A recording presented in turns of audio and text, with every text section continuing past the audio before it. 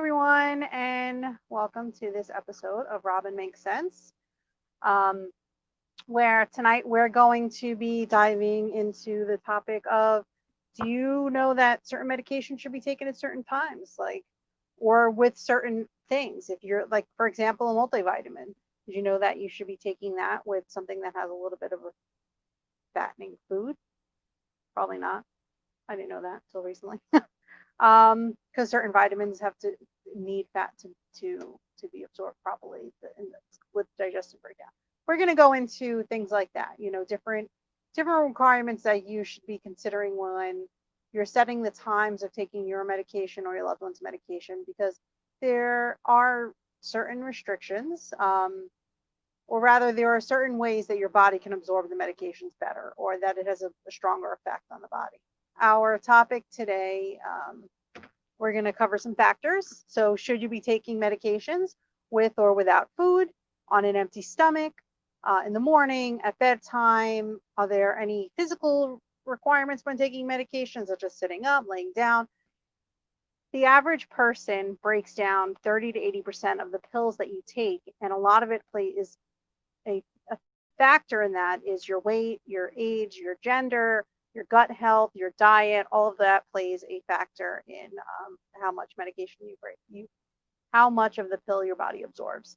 So we're going to just go through some of these items today, and ways that you can, certain common medications, and then ways that you can get the max performance that you can out of medications. So one of the things that you want to consider is the times. You want to be consistent. So if you're setting up a time where you have to take medication at 3 a.m. and you're not normally up at 3 a.m., don't set that time to be taking it at 3 a.m. You want to realistically think about, if you're doing like a 7 a.m. medication, but you don't usually wake up at 9, or you're getting up at 7 just to take that medication and then going back to bed. You don't want to do things like that either, because that it plays a role in how that medication works with your body. So by getting up at 7 a.m. and then going back to bed and then getting up at 9, was that a bedtime medication? Was that something that you needed to do in the morning? So it all plays a role, because when you do go to sleep, your body breaks down medications differently than when you're awake. And a lot of it has to do with your digestive system, and also the fact that you're laying down when you're sleeping, and hormones that are released at night versus during the day. So all of that plays a role in when you should really be taking medications. And I highly suggest that you go for a consultation with your pharmacist. Some doctors would tell you, take this at night or take this in the morning, or with or without food. And sometimes it's indicated on those like fine print that you get that's like, 6 pages long. And if you read it, you're going to be scared to death and not want to take the medication anyway. Um, you probably can find in there certain times of the day to take medications, but you can also consult with your pharmacist, and you should on a regular basis consult with your pharmacist. I highly recommend that, especially if you're taking a large number of pills, because you want to get the best benefit.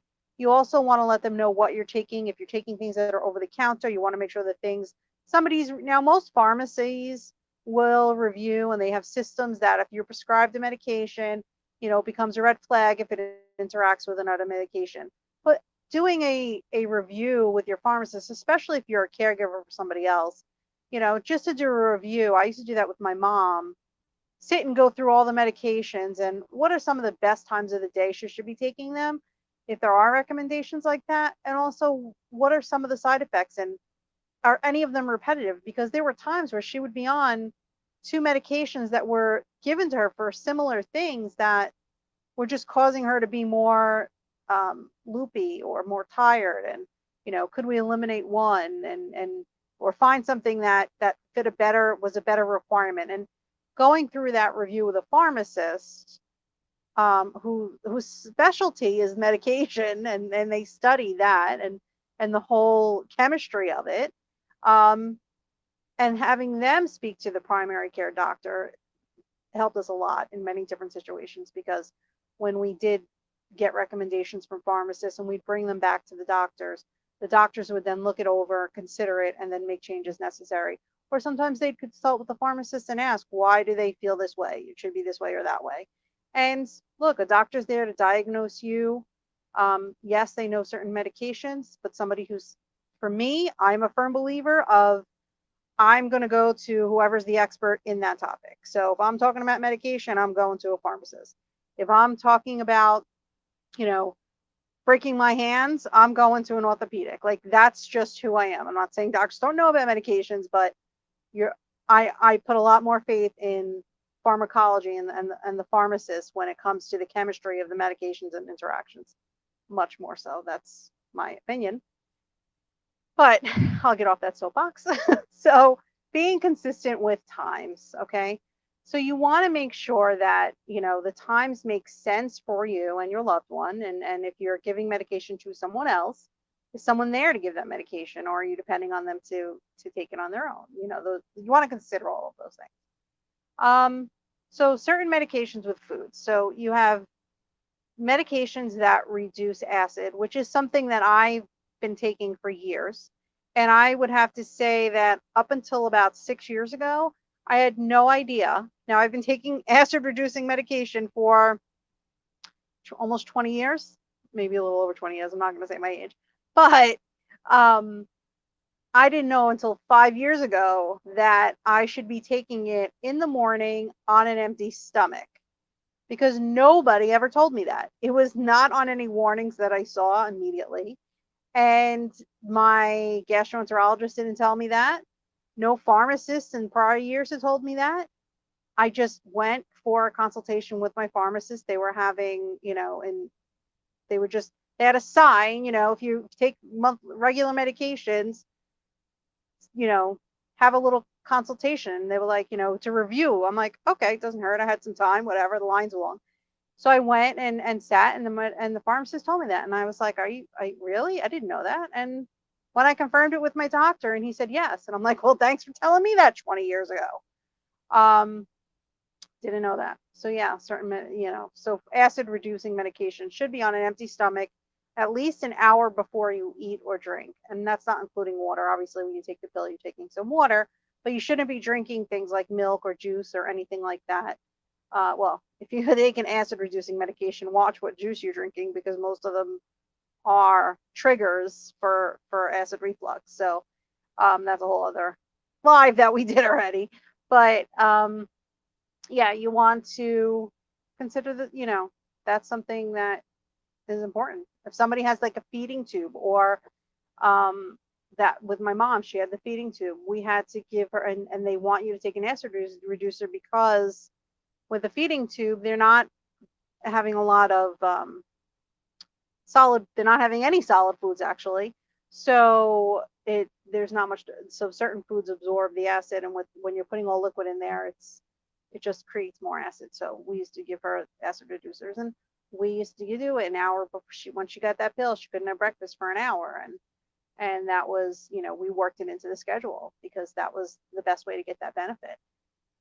So, other things. So things that have, since we're on empty stomachs, certain diabetes medications.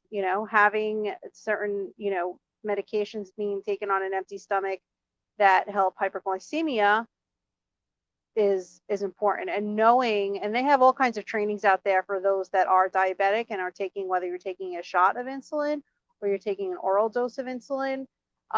Knowing which ones you should be taking on an empty stomach, which ones you should be taking right before you eat. I think a lot of times, if you're taking certain ones, it should be like an hour before you, like, there's all, depending on what you're taking, there's different restrictions. Find out what those restrictions are. When should you be taking your diabetes medication, with eating. I know at one point I had really bad acid reflux because they were switching my medications, and I had literally burned my whole esophagus. There was no lining at all. And I had to drink this liquid 3 times a day. And it would have to be an hour before I ate or 2 hours after I ate every single meal. And I would have to sit there and figure out and set an alarm on my phone, because I was like, all right, I only have this window to eat because my next dose is at this time, which was driving me nuts. It was like a month-long nightmare of figuring out when I had to take medication. So it's important to know those things, but that was part of the healing process. So I needed that. And it also made me feel like I was having a heart attack on a regular basis, but that's another conversation. So, so empty stomach, certain diabetes medications, you want to make sure that you are checking with your doctor, your pharmacist for those medications. Make sure that you, and then there are certain diabetes medications that are more beneficial at night. So that's a different, like I know metformin is better to take at night. One, for stomach upset, because a lot of people that take metformin do get an upset stomach, but also for the fact that it reduces the morning hypoglycemia. So it keeps your blood sugar under control for the morning. It helps control it a little bit better, stabilizes it in the morning when you're starting your day. Also long, bedtime is long acting insulins are also good for bedtime. And cholesterol medicines are better for bedtime. Cholesterol medicines are better to take at night. Blood pressure medicines should be taken at night as well. It reduces, and you should also sleep on your left-hand side because that reduces your blood pressure when you're sleeping. But yes, blood pressure meds, anything that's going to make you drowsy. So if you're taking certain medication and it has a little bit of like a sleepy, drowsy feeling, you want to take that at night because it'll help you fall asleep a little bit better. I'm not talking about sleeping pills. Obviously, you're going to take those at night before you go to bed, but anything that make you have like a drowsy effect. And when you do take medications at night, you want to give yourself at least 30 minutes before you're going to go to the bed, because it takes about 30 minutes to go from orally, like in through your mouth, down through your system and into your stomach and start breaking down and giving you the effect. So you don't want to take medication and then literally lie down, because it hasn't gotten into the stomach yet at that point. If you're taking medication and lying down, or taking medication while you're lying down, that's breaking down in your esophagus. That's going to cause acid reflux. That's going to cause all the long-term damage. You don't want to do that. You want to sit upright when you're taking any sort of oral medication. And most medications, you should be sitting upright for at least a half hour. For any, my opinion, should be for any medication, because that's how long it takes to get down into your stomach. You're taking medication and then you're immediately laying down. It's you're taking the chance that it's going to break down in your esophagus, which is not going to help you, because medications that are coated, they are coated because going down your esophagus, it's not leaving a trail and burning, and where it's unprotected. Whereas if you take something that's like aspirin or ibuprofen, often they may not be coated, or naproxen, straight up naproxen, they're not always coated. And if you ever take it and get like a heartburn because it's just sitting in your chest and you feel the burn, it's breaking down in your esophagus, you don't want that. So you want to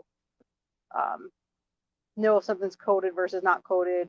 Leave yourself sitting up for a half hour. That would alleviate, let it go down into your stomach and break down. Other medications that you want to take at night, magnesium. So magnesium helps you have a better night's rest. It also calms your muscles at night. Like if you have like restless leg syndrome, that magnesium helps relax your muscles, so you will avoid that. Vitamin B3 with niacin, that you want to take at night as well, because that helps you have a better night's sleep. Long-acting insulins have said that, and some metformin. Now, things that you want to take in the morning are your acid reducers in the morning on an empty stomach. Vitamin B should be taken on an empty stomach. Most of the B vitamins, except for the vitamin B3, should be taken in the morning. Your vitamin C should be taken in the morning. Vitamin D should be taken in the morning. Those don't have to be on an empty stomach. You can take a little bit of food with that, or milk or yogurt, something just to kind of coat and not cause an upset stomach. Food. Speaking of, multivitamins should be taken with food, not on an empty stomach, not first thing in the morning. Some of the food should have a little bit of fat in them, because a multivitamin has a whole host of vitamins in it. And there are certain vitamins that when you take them, they're absorbed into your body they need the fat to break down and help with absorption. So like a baked potato, for example.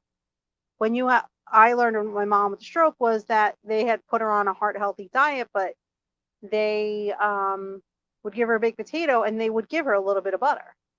And, you know, we asked why, and they said because you need the potato needs butter to in order for you to get the nutrition from it. So I'm like, that's interesting.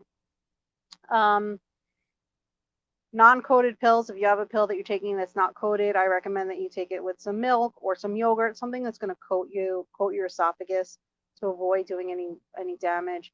Also, kind of coat your stomach a little bit too. Um, the pills specifically when you're sitting upright, anything with potassium, any liquids, aspirin, non-coated medications, because again, you don't want them breaking down in your esophagus because it'll cause bigger problems with your acid reflux if you have it or not, or cause you to have acid reflux. And these are all just some basic tips and things that you should know. Again, I highly recommend that you speak to your pharmacist, go for a consultation. Doesn't hurt to ask them, you know, am I taking things the right way? Should I be changing things up? Am I getting the best benefit? Because most medications doesn't matter. It's fine as long as you're taking it consistently. If it's every 12 hours, make sure it's every 12 hours, not 16 hours. Because when medications break down, if you want to keep them in your system, you want to be consistent with the timing and make sure that everything is breaking down as it should.